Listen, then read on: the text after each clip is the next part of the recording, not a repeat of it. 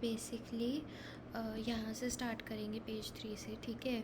इस पे जो क्वेश्चन आया था वो आया था बेसिकली डिमांड फंक्शन निकालने के लिए जो इंटरमीडिएट गुड्स का, अगर मैं दिखाऊँ तुम्हें क्वेश्चन तो एक सेकेंड ना, ये लो, demand function of intermediate goods, उनकी इलास्टिसिटी, ठीक है, इंटरप्रेट द फंक्शन। बहुत सिंपल है, ठीक है। इस फंक्शन का बेसिक क्रक्स ये है कि जब ज़्यादा वैरायटी होती है तो वैरायटी के कारण टेक्नोलॉजिकल डेवलपमेंट होता है।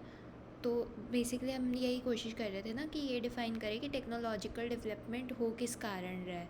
तो ये मॉडल कहता है कि टेक्नोलॉजिकल डेवलपमेंट जो है वो वैरायटी के कारण हो रहा है, ठीक है।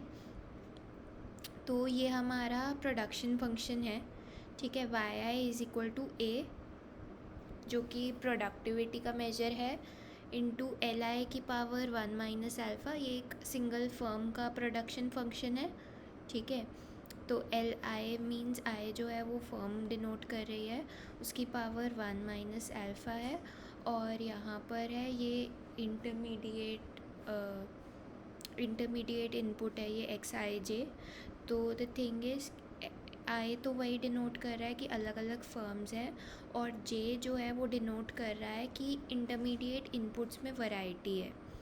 तो कोई एक फिक्स्ड इंटरमीडिएट इनपुट नहीं है, मतलब कि गुड सेम ही है बट उसकी अलग अलग वैरायटीज़ हैं जो कि प्रोडक्शन में यूज़ हो सकती हैं, ठीक है। तो जे जो है वो वैरायटी का नंबर डिनोट कर रहा है कि first variety, second variety and so on. J जो है 1 से लेकर n तक रेंज कर रहा है, तो n वैरायटीज़ हैं, ठीक है। एंड एक्स आई जे की पावर अल्फ़ा करके और फिर उसको आप सम कर रहे हो बेसिकली। तो इट्स लाइक एक्स आई 1 की power alpha plus x I 2 की पावर अल्फ़ा प्लस एक्स आई n की पावर अल्फ़ा, ऐसे करके ये चल रहा है, ठीक है। तो ये पता होना चाहिए। इसके बाद ये पता होना चाहिए कि सारी इनपुट्स जो है वो सेम क्वांटिटी में यूज़ की जा रही है। तो जो अलग अलग वैरायटीज़ हैं वो सारी की सारी वैरायटीज़ आप सेम क्वांटिटी में यूज़ कर रहे हो, ठीक है। तो इसीलिए एक्स आई जे की जगह हमने यहाँ पर एक्स आई लिख दिया है, क्योंकि अगर एक्स आई 1 जो है, जो फर्स्ट वैरायटी को आप कितना यूज़ कर रहे हो, वो is equal to X I 2 is equal to X I 3 so on, और उसको हमने एक्स आई बोल दिया है कि सारी वैरायटीज़ का आप बेसिकली सेम अमाउंट यूज़ कर रहे हो, एक्स आई जितना। अगर हम इसको यूज़ करके प्रोडक्शन फंक्शन में यूज़ करें तो बेसिकली अगर जैसे यहाँ पर क्या था, जो भी एक्स आई जे थे उसकी पावर अल्फ़ा करके और हम उनको सम अप कर रहे थे, राइट। तो अगर हम ये लें, एक्स आई जे की जगह आप सब की जगह एक्स आई डालते जाएँ, मतलब x I 1, x I 2, x I 3 so on, सबकी जगह अगर एक्स आई डालते जाए और उसकी पावर अल्फ़ा करके सम करते जाएं, तो हमारे पास ये आ जाएगा बेसिकली n इंटू एक्स आई की पावर अल्फ़ा, क्योंकि n टाइम्स सम हो रहा है उस चीज़ का, तो n आ गया यहाँ पर मल्टीप्लिकेशन में उससे। एंड फिर क्या करा है, फिर बस ये बहुत सिंपल सी मैनिपुलेशन है कि n साथ में मल्टीप्लाई में था एक्स आई की पावर अल्फ़ा के। रिमेंबर कि n मल्टीप्लाई में साथ में है बट n की पावर अल्फ़ा नहीं है, ठीक है। n इज़ नॉर्मल, उसकी पावर 1 है, ठीक है। उसको आप ऐसे भी दिखा सकते हो कि एक्स आई के साथ ही n को भी शामिल कर लो अल्फ़ा की पावर में, और n की पावर 1 माइनस अल्फ़ा को अलग से भी मल्टीप्लाई करके लिख दो, ठीक है। ऐसे कर सकते हो तुम।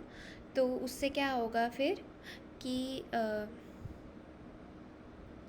जो बेसिकली इन्होंने क्या कहा है कि n की पावर 1 माइनस अल्फ़ा जो है वो टेक्नोलॉजिकल प्रोग्रेस को शो कर रहा है। तो ये वाला जो पार्ट है ये टेक्नोलॉजिकल प्रोग्रेस का पार्ट हो गया, क्योंकि हम वही बोल रहे हैं ना कि वैरायटीज़ से टेक्नोलॉजिकल प्रोग्रेस आ रहा है, तो ये वो चीज़ हो गई, ठीक है।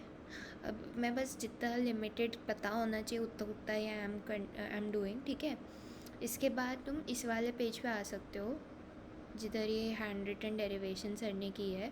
जो क्वेश्चन था ना कि डिमांड फंक्शन डिराइव करो, ये उसी की डेरिवेशन है एंड बहुत सिंपल है। तो वी नो कि बेसिकली जो वैरायटी है वो एक्स आई में है, एंड एक्स आई जो है वो बेसिकली इनपुट्स है। इनपुट की डिमांड कैसे आती है, मतलब लेबर की डिमांड अगर हम बात करें, लेबर जैसे एक इनपुट होता है तो उसकी कैसे डिमांड आती है, उसकी डिमांड ऐसे आती है marginal product is equal to wage करते हैं, उससे हमें लेबर का अमाउंट पता चल जाता है कि कितना हायर करना है। ठीक है, marginal product equal to wage कहाँ से आता है? प्रॉफिट के मैक्सिमाइजेशन से। अगर आप del pi by del L करते हो तो बेसिकली एक तरफ आपके पास मार्जिनल प्रोडक्ट आ जाता है, दूसरी तरफ आपके पास वेजेस आ जाते हैं, मतलब del pi by del L को इक्वल टू ज़ीरो पुट करने से तो वहाँ से marginal product equal to wages वाली कंडीशन निकलती है। सिमिलरली हम यहाँ पर एक कंडीशन निकालेंगे एक्स आई जे के लिए और उससे उसका डिमांड फंक्शन आ जाएगा। बहुत सिंपल रहेगा। ये आपने अपना प्रोडक्शन फंक्शन ले लिया, ठीक है। अब प्रोडक्शन फंक्शन को एक्स आई जे के रिस्पेक्ट में डिफ्रेंशिएट कर दो। क्यों? क्योंकि अभी हमने बात की कि जैसे लेबर का प्रोडक्शन, लेबर की डिमांड फंक्शन निकालनी होती है तो that has marginal product of output with respect to labour is equal to wage, right.